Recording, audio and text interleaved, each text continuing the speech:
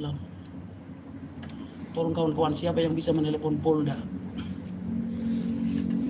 Kawan-kawan, rumahku dikepung orang Islam, kawan-kawan. Tolong kawan-kawan, siapa yang bisa menelepon polisi? Rumahku dikepung orang Islam, kawan-kawan. Jalan Binjai, kawan-kawan, Jalan Binjai kilometer 13. Jalan Binjai kilometer 13, rumahku dikepung orang Islam, kawan-kawan. Padahal aku nggak ada menghujat.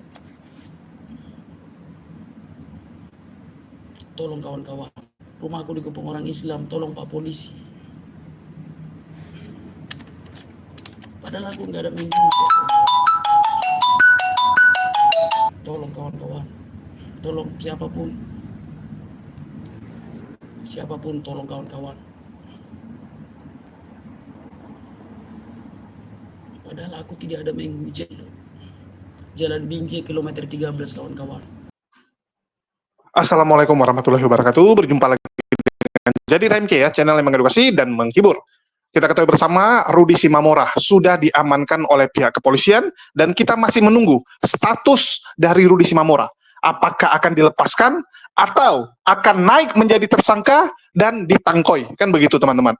Jadi bagi teman-teman harap menunggu. Karena Rudy Simamora belum ditetapkan sebagai tersangka oleh pihak kepolisian. Baru diamankan. Dari pengamanan tersebutlah polisi akan melakukan gelar perkara untuk menentukan sikap. Apakah ini lanjut atau tidak. Ini catatan buat teman-teman untuk terus memantau dan juga memastikan posisi dan juga status dari Rudy Simamora ini. Terus teman-teman, kita juga tahu hasil dari pengamanan ini membuat banyak sekali pihak-pihak yang bereaksi dan memberikan komentar-komentar. Di kesempatan kali ini, kita akan membahas satu komentar yang cukup bagus, cukup bijaksana menurut saya, dari Pendeta Muriwali Yanto Matalu. Saya termasuk paling sering mengkritisi Pendeta MIM. Tetapi untuk kali ini, saya cukup setuju. Tetapi seperti biasa dengan tambahan catatan-catatan. Ada catatan yang perlu saya sampaikan supaya teman-teman tahu. Tapi secara garis besar, statement Pendeta Muriwali ini cukup bagus. Saya kalau orang ngomong bagus, maka saya akan bilang bagus. Saya bukan seperti Polycarpus. Pokoknya yang disampaikan oleh apologet Islam semua salah di mata mereka. Kita bukan orang seperti mereka. Penilaian kita adalah penilaian yang objektif. Kalau orangnya bagus, kita bilang bagus. Kalau jelek, kita bilang jelek. Kalau orangnya memang bela iman, saya bilang bela iman. Saya udah pernah ngomong ya, Polycarpus itu terbagi 3.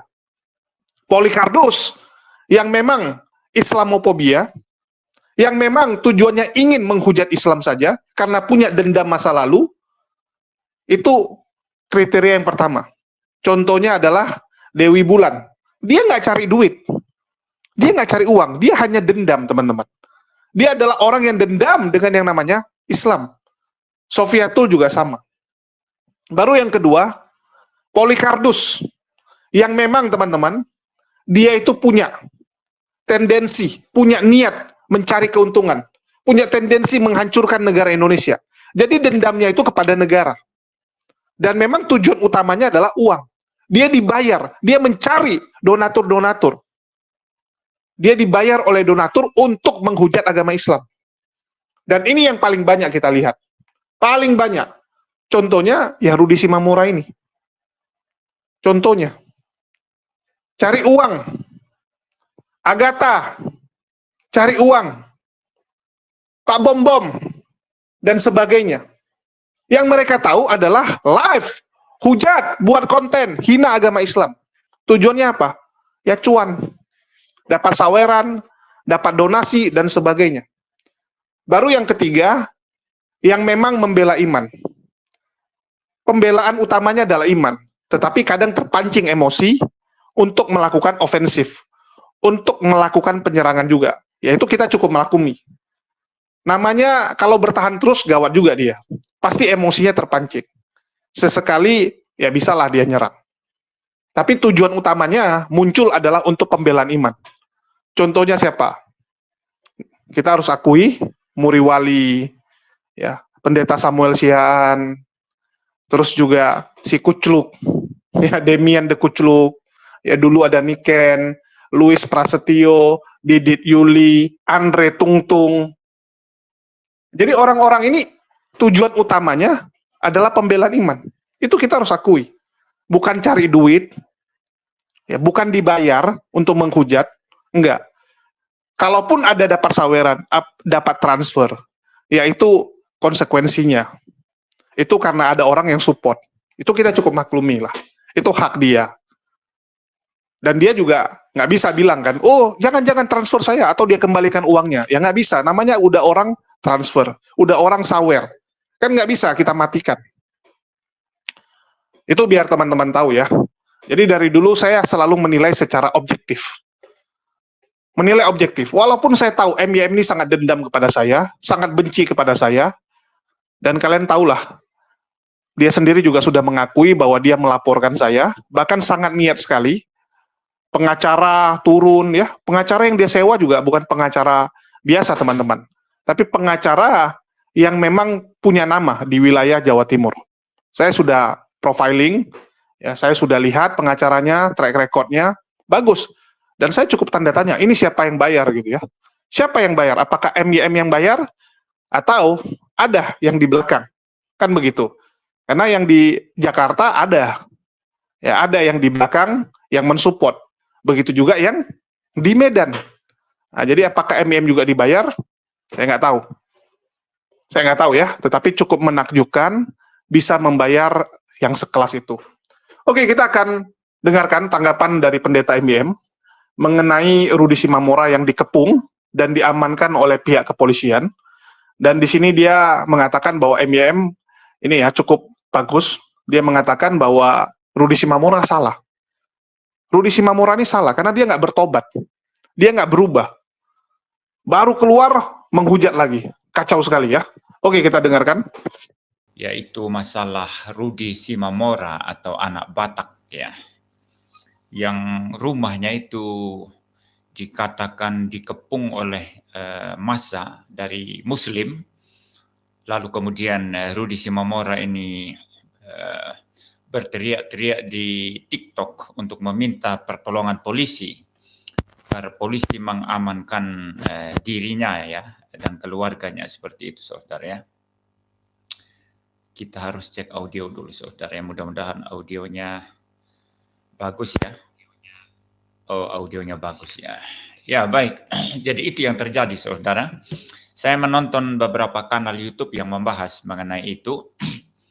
Dan di salah satu kanal YouTube saya melihat live, maksudnya ditampilkan live TikTok daripada Rudi Simamora ini, di mana dia berteriak-teriak minta tolong ya, sambil berkata, Tuhan Yesus tolong saya.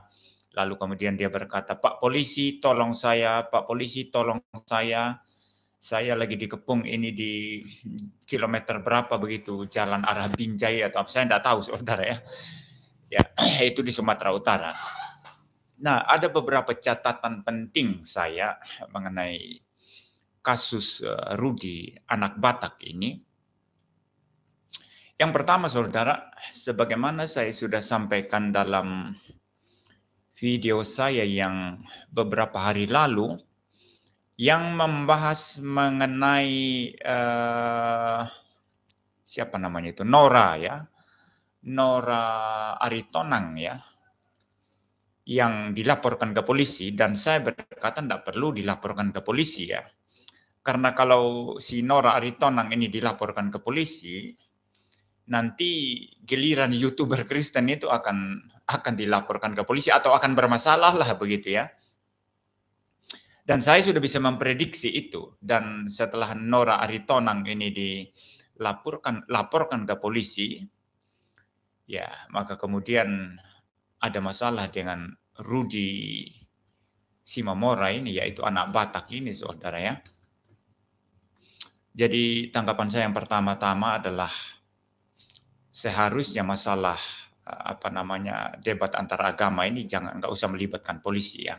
Nah, ini khusus untuk yang Kristen, saudara ya. Karena kalau saudara melapor ke polisi, kita ini minoritas ya. mereka mempunyai sumber daya, kekuatan, resources lebih banyak ya, dan akses lebih banyak kepada pejabat-pejabat ya, kepada kepolisian dan lain sebagainya, sehingga jangan ada keadilan. Pengertian akan ada keseimbangan seperti balance begitu ya. Saya ulang-ulang bercerita bahwa saya pernah melaporkan Julius HMC itu ke Polda Jatim ya di Surabaya itu. Waktu itu beruntun YouTuber Kristen ditangkap ya. Mulai dari MKC, kemudian Manubulu, kemudian si Rudi Simamora ini, anak Batak ini ya. Ini baru keluar penjara ini saudara ya, sudah bikin masalah lagi ya. Jadi Rudi Simamora ya. Kemudian saat itu juga Pak Grecia Pelo. Ya, maka saya melaporkan Julius sebetulnya dengan satu misi agar ada keseimbangan, agar ada keadilan. Karena di pihak Islam, kalau kita mau perkarakan semua seperti Donditan, Ustadz Kainama, seperti Zuma, itu kena semua itu. Mereka itu penistaan agama Kristen. Mereka bilang Alkitab Kristen palsu, mereka bilang Yesus menikah, dan terutama siapa namanya itu, si Julius HMC dulu itu dia memaki-maki Tuhan Yesus, dia menampilkan alat kelamin bahkan di thumbnail YouTube itu. Jadi mereka jauh lebih banyak sebetulnya kalau mau apa namanya dilaporkan dan mau ditangkap itu ya. Semua itu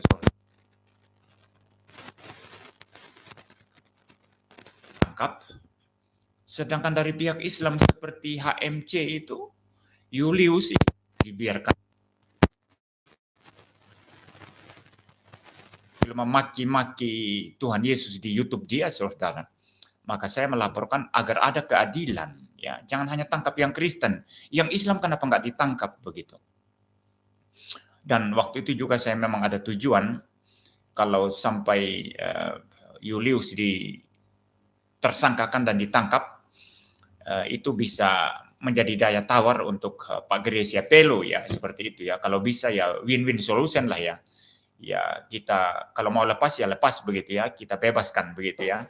Kita tarik laporan masing-masing begitu. Dan laporan saya itu saudara tidak pernah saya tarik. Dan harusnya itu sudah naik ke tingkat penyidikan. Dan Julius harusnya sudah ditersangkakan, tapi pengacara saya berkata, entah kenapa polisi di Polda Jatim itu tidak melanjutkan kasus ini. Saya tidak tahu kenapa, saudara ya. Nah, itu tujuan saya melapor Julius dulu, saudara. Bukan tujuannya mau karena dia menista maka saya harus melapor. Bukan itu sih sebetulnya. Lebih kepada masalah keadilan. Jangan hanya tangkap yang Kristen, begitu ya. Yang Islam begitu banyak menghujat tidak ditangkap. Ya, seperti itu, saudara ya. Nah, pada dasarnya saya tidak setuju ya lapor-melapor seperti ini, karena kalau Anda orang Kristen ikut melapor seperti ini, maka yang lebih banyak rugi saya percaya sekali yang Kristen ya. Kalau Anda lebih banyak rugi yang Kristen, ngapain melapor? Iya, ngapain melapor ya? Ya. Nah, di video yang membahas siapa namanya Nora Simatupang, Nora Aritonang itu yang menghujat Tuhan Yesus ya. Saya sudah bilang ya, lebih baik itu yang melapor ya. Itu kalau orang Kristen, bahkan di video yang membahas Ratu Entok juga itu ya, Ratu Entok ya. Saya bilang lebih baik kalau ada orang Kristen yang melapor, lebih baik menarik laporannya, itu tidak perlu yang seperti itu ya. Ya, dan sudah kelihatan sekarang ya, Rudi Simamora ini memang tidak ditangkap polisi, saudara ya. Rudi Simamora ini tidak ditangkap polisi, tapi dikepung oleh massa Islam, ya, massa Muslim mengepung rumahnya. Lalu Rudi Simamora ini teriak-teriak di live TikTok-nya untuk minta polisi datang mengamankan dia, dan dia sudah diamankan polisi saat ini. Sudah diamankan polisi saat ini, saudara. Jadi ya kelihatannya yang mengepung rumahnya itu tidak akan diam. Pasti mereka akan membuat laporan mengenai apa-apa yang dikatakan oleh anak Batak ini ya, yaitu Rudi Simamora ini di dalam live TikToknya ya, yang memang dari aspek hukum itu memang ada unsur ya, ada unsur penghujatannya, saudara, seperti yang dulu juga dilakukan oleh oleh Rudi Simamora ini, lalu kemudian dia ditangkap polisi, lalu diperkarakan, lalu kemudian masuk penjara. Dan ini sebetulnya dia baru keluar penjara, ini mungkin baru 1 tahun lah di luar ya, dia baru 1 tahun di luar. Nah ini bisa masuk lagi ini saudara ya, tetapi saya tidak mau soroti itu saudara ya. Jadi catatan saya yang pertama, ini untuk pihak Kristen ya, sebaiknya nggak usah lapor-melapor lah ya. Karena kalau lapor-melapor, akan lebih banyak korban dari pihak Kristen nanti. Itu saja pesan saya. Ya, akan lebih banyak korban dari pihak Kristen nanti ya. Coba dari pihak Islam berapa sih yang ditangkap? Coba kita hitung. Yahya Waloni, cuma 6 bulan. 6 bulan penghujat seumur hidupnya itu ya, bukan seumur hidup, sorry. Sejak dia mu'alaf itu dia terus menghujat iman Kristen itu Yahya Waloni. Dilaporkan cuma 6 bulan. Sedangkan MKC masih di penjara saat ini. Saya belum dengar dia bebas ya. Jadi ya enggak bisa lah saudara ya, enggak bisa ya. Jadi lapor-melapor sebaiknya enggak usah ya. Nah itu yang pertama. Yang kedua untuk saudara Rudi Simamora ini, harusnya menurut saya belajar dari pengalaman kita. Kemudian bikin ulah lagi ya. Saya sedikit dengar itu live streaming dari Rudi Yohanes ya. Rudi Yohanes katanya sudah WA dia, tidak dibalas katanya. Sudah memperingatkan begitu ya, tapi tidak dibalas katanya. Diangkat teleponnya atau dibalas WA-nya itu setelah dia teriak-teriak minta tolong polisi amankan dia setelah rumahnya dikepung saudara ya. Jadi sudah diingatkan begitu, tapi dia tidak mau mendengarkan begitu ya. Dan bagi saya harusnya orang itu belajar dari pengalaman yang ada ya. Kan baru keluar penjara ya, kenapa bikin ulah lagi ya. Itu tanggapan saya yang kedua ya untuk Rudi Simamora dan untuk semua YouTuber Kristen, terutama yang suka membahas Islam. Kalau kami sih tidak ya, kami tidak tertarik membahas Islam. Kami tidak tertarik membahas Muhammad, nabinya orang Islam. Kami tidak tertarik membahas Al-Quran. Kami tidak tertarik membahas Tuhannya orang Islam. Karena itu bukan agama kami ya. Kami hanya tertarik membahas Tuhan Yesus. Kami hanya tertarik membahas Alkitab, firman Allah ini. Kami hanya tertarik membahas Trinitas. Dan kami hanya tertarik untuk memberikan pembelaan-pembelaan iman terhadap serangan-serangan terhadap iman Kristen. Ya, tapi banyak YouTuber ini dan terutama rata-rata mereka ini tidak sekolah formal, tidak belajar teologi formal, dan saya tidak tahu tiba-tiba muncul dari mana-mana itu ya, ada yang cewek-cewek dandanan menor begitu ya, ada yang laki-laki ya tapi tampilnya seperti perempuan gitu ya. Ya macam-macam lah saudara, saya tidak jelas mereka sekolah di mana ini, tapi banyak digandrungi. Banyak digandrungi ya, diikuti oleh netizen Kristen ini. Ya, mereka ini saya kira tidak semua ya, tidak semua. Tapi walaupun tidak semua, mereka ini rata-rata suka bahas Islam. Suka membahas Islam. Ya, saya pikir kita orang Kristen dipanggil untuk membela iman Kristen, bukan dipanggil untuk membahas Islam. Ya, kita dipanggil untuk membela iman Kristen dari serangan-serangan yang ada, bukan dipanggil untuk membahas Islam. Nah, akibat dari membahas Islam tentu ada sesuatu yang harus ditanggung, ada konsekuensi logisnya. Ya, kalau saudara mengarah kepada penistaan agama, ya hukum di Indonesia kan mengatur itu. Saya adalah orang yang tidak setuju itu pasal penistaan agama itu. Kalau menurut saya dihapus itu ya. Itu karena pasal itu bisa digunakan oleh mayoritas untuk menekan minoritas. Itu dihapus itu. Saya tidak setuju itu ayat itu ya. Pasal itu maksudnya ya. Tapi itu masih berlaku saudara.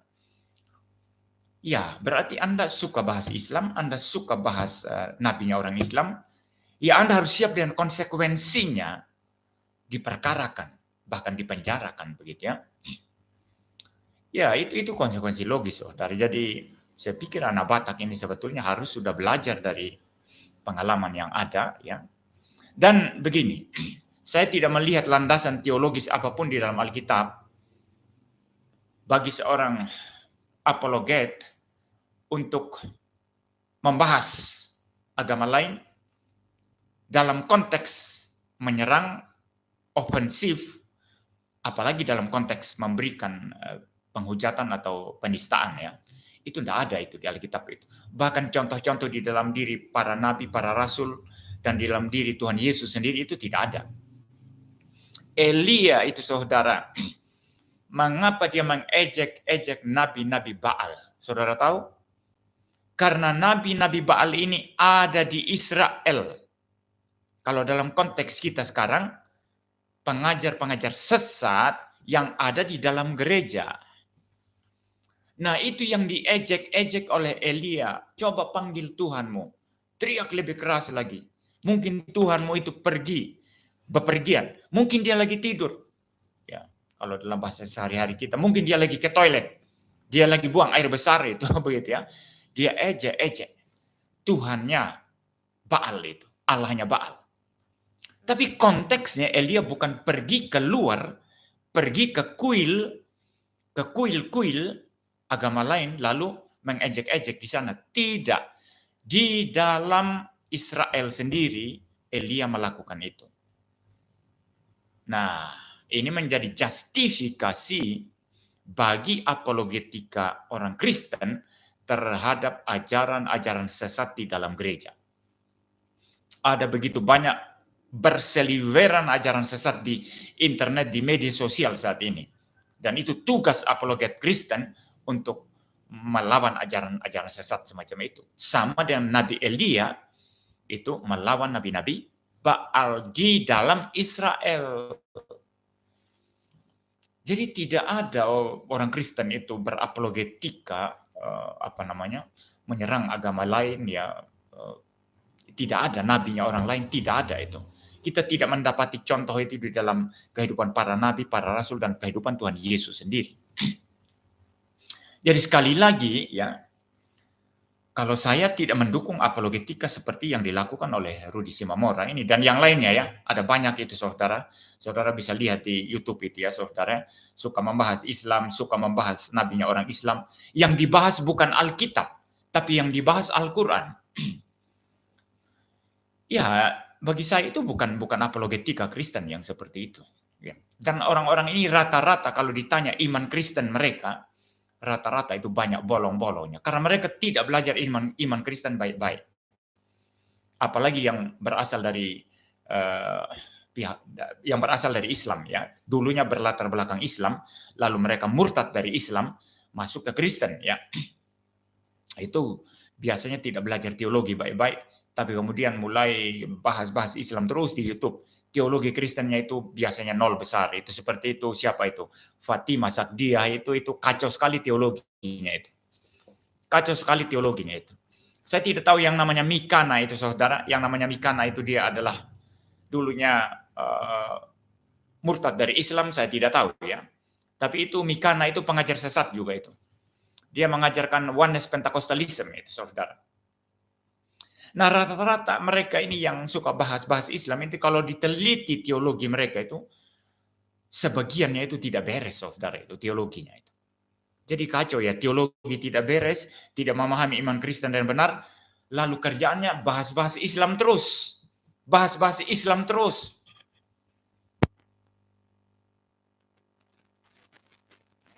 Ya susah saudara ya.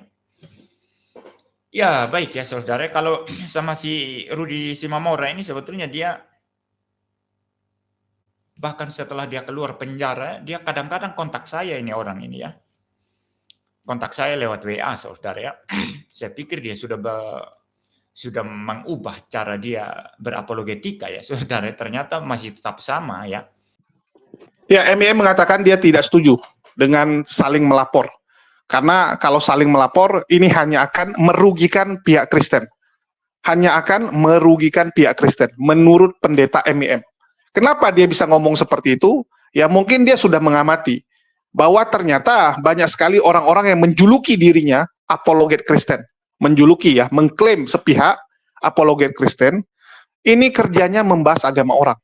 Kerjanya menyerang iman agama orang. Sehingga jelas, kalau ada aksi saling lapor, maka pihak Kristen yang akan dirugikan. Dan dalam hal ini ya, sebenarnya Polycarpus, bukan kekristenan. Polycarpus yang akan dirugikan. Kalau Kristen mah nggak ada masalah. Dan kalian bisa lihat, nggak ada ya, saya lihat statement-statement dari PGI, atau pemuka agama Kristen Protestan yang mengatakan, loh, apologet kami kok ditangkap? Loh, pendebat kami kok diberginikan? Nggak ada, teman-teman. Kenapa? Karena PGI juga sadar. Asosiasi-asosiasi Kristen juga sadar bahwa mereka ini nggak mewakili kekristenan. Nggak, mereka ini Polycarpus. Malah PGI senang, malah PGI bangga. Dengan adanya seperti ini, maka ini bisa membantu membereskan masalah-masalah, membereskan oknum-oknum yang tidak benar ini, yang mempermalukan. Bahkan sudah jelas, perwakilan Kristen mengatakan bahwa apa yang dilakukan Rudy Simamora nggak ada hubungannya dengan Kristen. Ajaran Kristen nggak seperti ini. Yang dia lakukan murni adalah tindakan pribadi ataupun kelompoknya, dan ini adalah tindakan Polycarpus. Jadi MIM tidak setuju ya teman-teman dengan aksi saling lapor. Padahal dia sendiri mengakui dia melaporkan saya. Melaporkan saya. Dan tujuan dari pelaporan tersebut dia akui sendiri. Supaya menjadi bargain power, supaya menjadi nilai tukar, posisi tawar, untuk dibarter dengan kasus Gracia Pelo. Wow, luar biasa ya, saya baru tahu, bisa kasus itu ditukar seperti itu.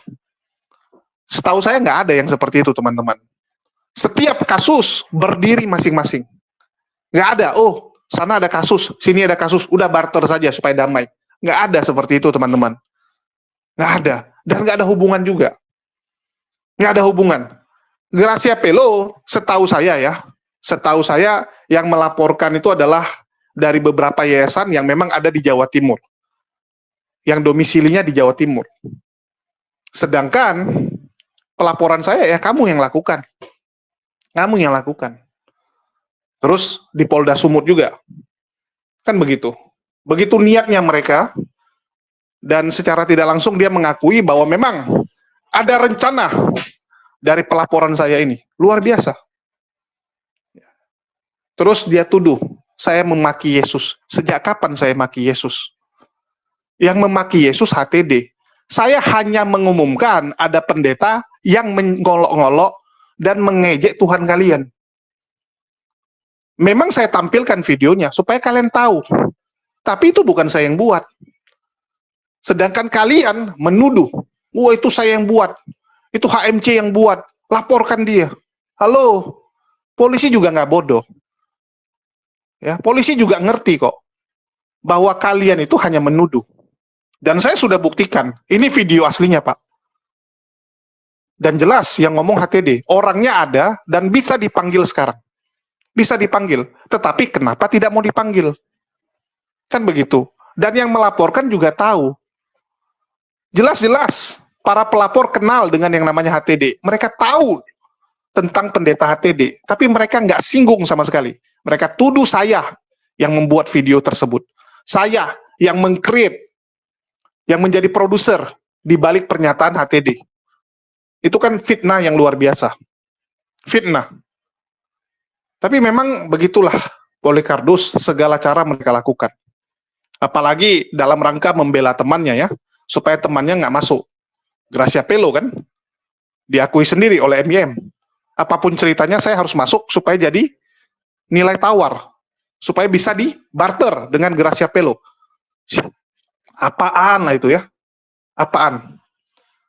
Jadi ini jelas-jelas MIM sendiri sudah mengakui bahwa aksi saling melapor ini nggak jelas. Dan inilah yang sedang dilakukan oleh Polycarpus. Minggu lalu mereka masih teriak, mantap, hebat, hajar terus. tangkap Zuma, Nandar, Rifa, dan sebagainya. Tiba-tiba setelah Rudi Simamora diamankan, berubah.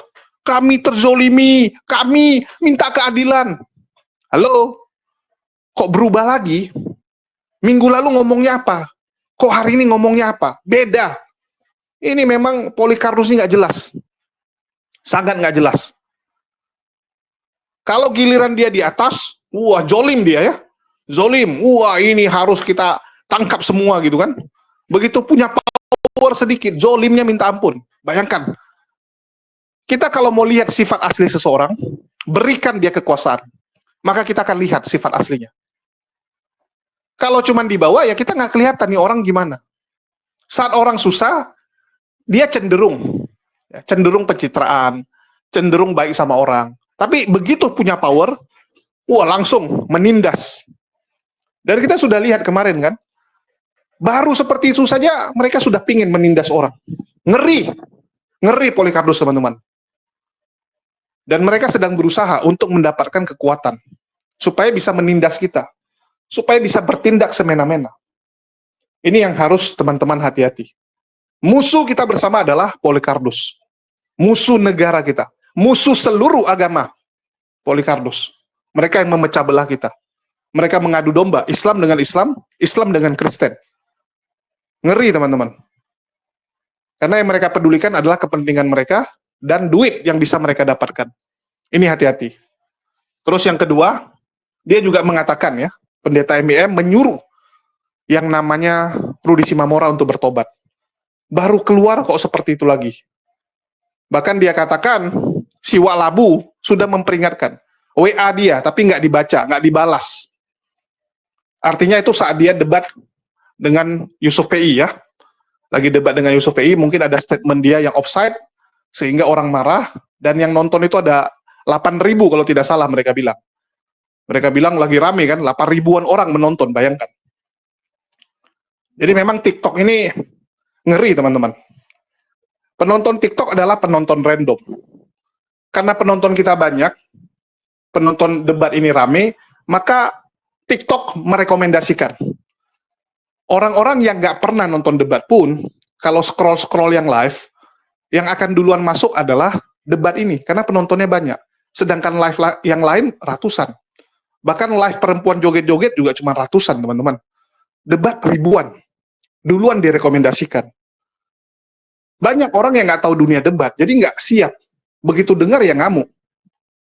Beda dengan penonton di YouTube. Penonton YouTube itu penonton yang search, penonton yang sudah terbiasa. YouTube hanya merekomendasikan kepada yang biasa nonton, bukan random. Jadi memang udah terbiasa dengar yang beginian. Tapi kalau penonton umum, ya bahaya. Bahaya kalau nggak siap. Pasti akan ada yang sumbu pendek. Akan ada yang tersulut emosinya. Kelebihan TikTok, ya kamu jangkau lebih rame, kamu bisa menjangkau lebih banyak orang untuk menonton. Tapi ya itu, edukasi kepada mereka, supaya mereka siap. Ini juga akan lebih berat, lebih ekstra keras. Dan inilah yang terjadi. Diakui sendiri ya, bahwa sudah diingatkan, tapi dia tidak peduli. Ya mungkin saat lagi debat itu, sawerannya lagi banyak. Karena yang nonton banyak. Yang nonton banyak, otomatis saweran lagi banyak dibilang. Karena di koran pun ditulis seperti itu ya. Dia tidak peduli dengan hujatannya karena banyak yang sawer. Wah sibuk kan gitu kan. Wah panen. Langsung semangat 45 untuk menghujat. Apa-apaan ini. Ya. Harusnya bertobat. Tapi dia nggak bertobat. Dan MIM sendiri mengakui bahwa sebenarnya yang namanya apologet itu adalah pembelaan iman kepada Kristen. Pembelaan iman kepada iman kita yang kita percaya. Bukan menyerang keyakinan orang lain. Bukan menyerang. Inilah teman-teman harus tahu ya. Dan banyak yang juga nanya kepada saya, Bang, abang kok nggak debat, nggak sebagainya. Saya bilang nggak. Saya membela iman saya, melawan para Polikarpus. Yang saya lawan Polikarpusnya. Saya nggak pernah ada masalah dengan Kristen. Saya nggak menyerang agama Kristen. Yang saya serang oknum-oknumnya. Oknumnya yang nggak benar. Kalian bisa cek konten-konten saya. Yang saya hajar, Polikarpus. Clear di sini. MIM mengakui banyak orang yang sekarang tiba-tiba muncul, mengaku sebagai apologet, padahal nggak ngerti apapun. Nggak ngerti apapun.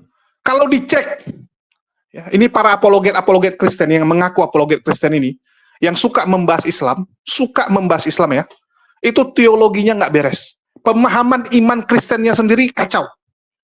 Fatimah Sa'diyah, Mikana, itu dia sebutkan. Belum lagi yang lain-lain. Mereka nggak ngerti Kristen. Mereka cuma tahu menghujat Islam. Coba dicek. Nggak ngerti mereka imannya. Bahkan sekelas Edis ya, yang mengaku sebagai pakar, mengaku sebagai senior dalam diskusi, ditanya tentang kekristenan, nggak tahu teman-teman. Saya pernah debat dengan Edis sendiri mengaku bahwa dia nggak ngerti Kristen. Dia nggak peduli. Karena yang dia pelajari hanya Islam, dia bilang. Saya sampai bingung ya. Artinya kamu menghabiskan waktu 7 tahun untuk mencari kelemahan agama lain. Mencari kejelekan agama lain. Bukan sibuk memperdalam agama kamu. Ini aneh sekali. Aneh sekali. Dan mereka yang melakukan itu kenapa? Ya karena ada uangnya. Kalau MYM mengatakan dia dan teman-temannya, ya mungkin yang dia maksud Albert Rumampuk, Deki Ngadas, ataupun yang dianggap sebagai teman lah. Dia bilang mereka tidak tertarik membahas Islam. Mereka tidak tertarik. Ya karena kamu nggak dibayar. Kamu belum ditawarkan. Kalau mereka kan ditawarkan, beda cerita dong. Kalau Anda kan pendeta, terus dianggap mungkin nggak bisa juga menghujat. Sudah dipantau selama 2 tahun ini, 3 tahun ini, ya Anda nggak menghujat. Jadi nggak mungkin ditawarkan. Kalian bisa lihat polanya ya. Kalau muncul Polikardus baru, numpang nih, misalnya ke tempat Pak Bom-Bom, ke tempat Mikana, belum punya channel, belum buka komal sendiri, tapi jago dalam menghujat, jago dalam menghina Islam, itu akan muncul tuh tawaran. Bukalah YouTube sendiri, bukalah komal sendiri, sering-sering live. Oh saya nggak punya laptop dan sebagainya, dibeliin. Kamu butuh apa lagi? Butuh mic yang besar, supaya suara kamu lebih besar daripada lawan diskusimu, dibayarin. Semua dipersiapkan. Itu yang terjadi teman-teman. Terus yang paling lucu apa? MYM mengatakan sekarang banyak ya, yang ngaku apologet, tapi kacau. Selain pemahaman kacau, tampilannya juga kacau. Tampilannya juga kacau teman-teman. Ini kita putarkan ulang loh, biar kalian ngeh. Ya, tapi banyak YouTuber ini dan terutama rata-rata mereka ini tidak sekolah formal, tidak belajar teologi formal, dan saya tidak tahu tiba-tiba muncul dari mana-mana itu ya, ada yang cewek-cewek dandanan menor begitu ya, ada yang laki-laki ya tapi tampilnya seperti perempuan gitu ya. Ya macam-macam lah saudara, saya tidak jelas mereka sekolah di mana ini, tapi banyak digandrungi. Banyak digandrungi ya, diikuti oleh netizen Kristen ini. Cewek dandannya menor, ya kalian tahu lah siapa ya, sampai bulu alisnya, dandanannya tebal, wah semua lah, tebal semua. Kita udah tahu lah siapa ya. Terus kalau ada laki yang macam perempuan, ini bukan rahasia umum lagi, karena kita juga sudah sangat sering mendengar, bukan hanya MYM yang ngomong, tapi teman-teman yang lain juga ngomong. Semua juga ngomong, oh ini laki atau perempuan ya? Semua orang terkejut. Semua orang terkejut. Awal mulanya saya dengar tentang Elia itu ditunjukkan oleh seseorang kepada saya. Dia bilang, wah ini ada satu cewek yang lagi viral. Diwawancara oleh dokter siapa itu, Lee atau siapa itu ya. Nah lalu tunjukkan kepada saya, wah ini cewek ini hebat loh. Ya maka saya terima itu sebagai ada cewek gitu loh. Saya juga belum dengar dia, tapi dikasih tahu ada cewek. Ya saya lihat mukanya juga muka cewek. Jadi saya nganggap dia cewek. Belakangan ada orang yang kasih tahu saya, itu laki-laki. Loh. Saya menonton terakhir itu ada video satu orang yang diwawancara dokter Lee kayak siapa tuh? Richard Lee itu ya. Saya kira perempuan, ternyata laki-laki yang diwawancara itu. Saya kira perempuan, ternyata laki-laki yang diwawancara itu. Ya, nama Elia itu loh.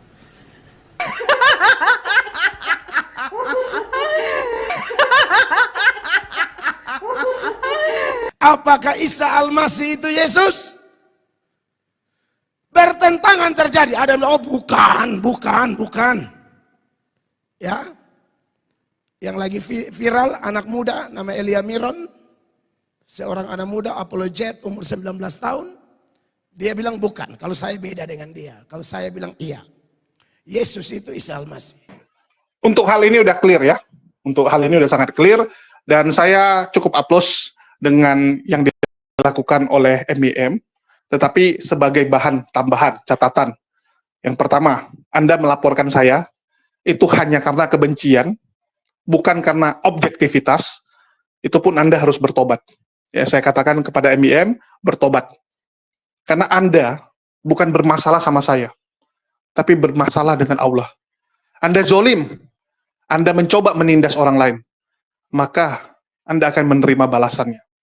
Dan sudah terbukti ya, banyak sekali di kalangan orang-orang yang muncul di medsos ini, yang berkelakuan zolim, berkelakuan jahat. Dan apa yang terjadi sama mereka, sudah kita lihat satu persatu. Jadi buat pendeta MIM, bertobatlah. Tirulah Pastor Sarah.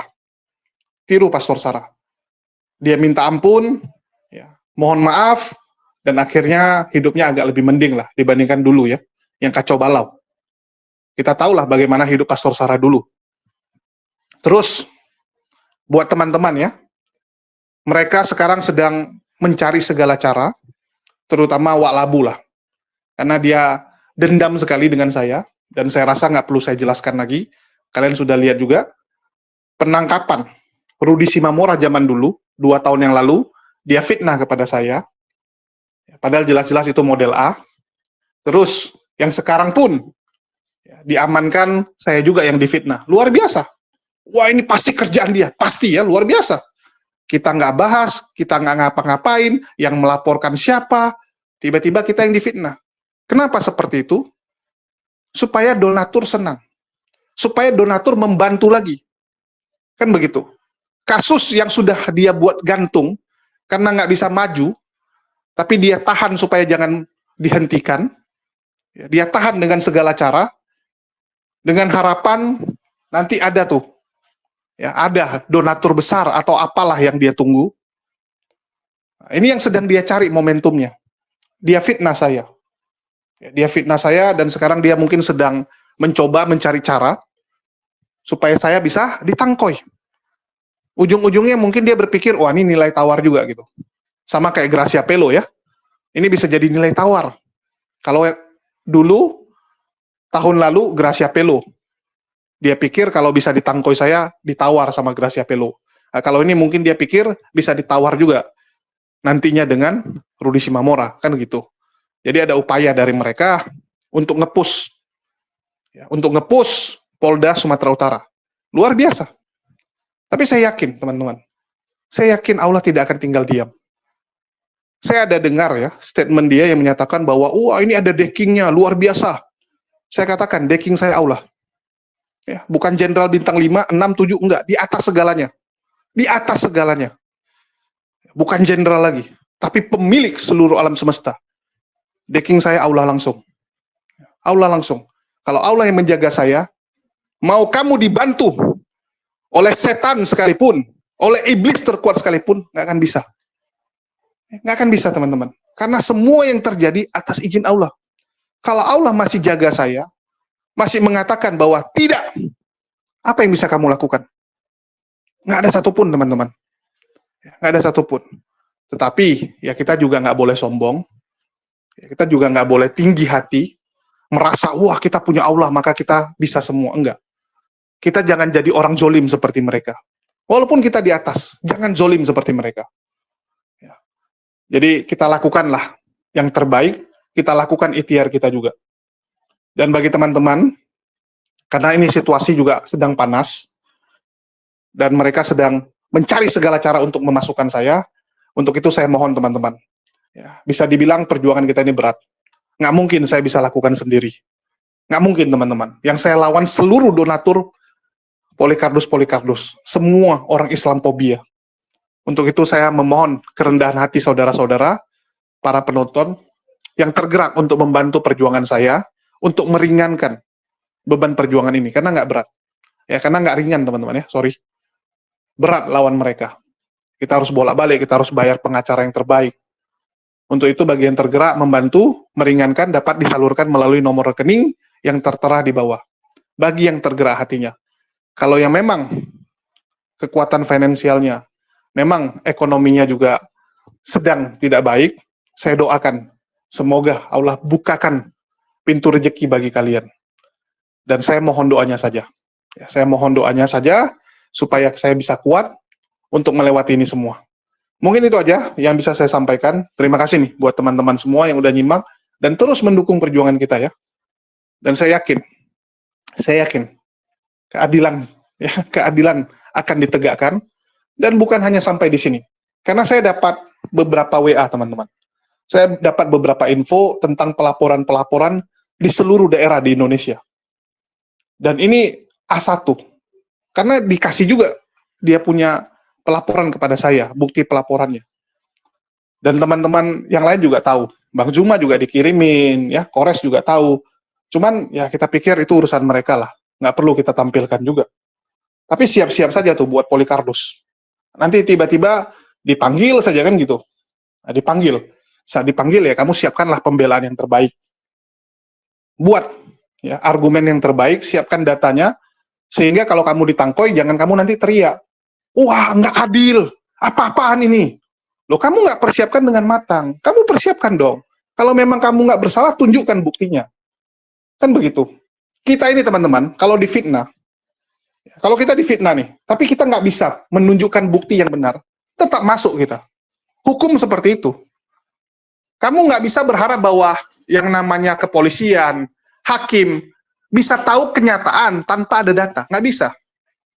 Karena yang namanya jaksa, polisi, hakim, itu bekerja berdasarkan bukti. Kan begitu. Berdasarkan bukti. Kalau kamu nggak bisa menunjukkan bukti, ya gawat gitu. Kamu misalnya dituduh nih, kamu yang membunuh Mr. Fulan, kamu dituduh. Karena kamu adalah orang terakhir yang sama dia, dan kamu pernah ada masalah dengan dia, setelah bertemu kamu, dia meninggal.